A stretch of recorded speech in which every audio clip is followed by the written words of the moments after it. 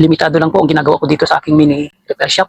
Ang mga tinatanggap ko lang po dito mga gawain ay rice cooker, plancha, water heater, washing machine, dryer. Majority na po yung electric pan. Dahil yan po ang mga appliances na may available na pyesa ko dito. Pero maraming mapilit na ibang customer sa laki ng tiwala sa atin ay may nagdadala ng ganito. Ito po ay vacuum. Hindi natin ito tinatanggap dito pero iniwan ng may-ari at baka sakali daw na magawa natin. Pero chinek up ko po ito at na-diagnose natin na ang naging problema nito ay madali lang. Ito po ang naging problema.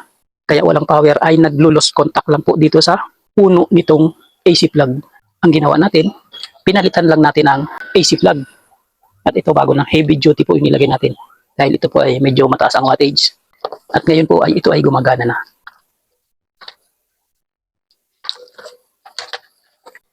Ito.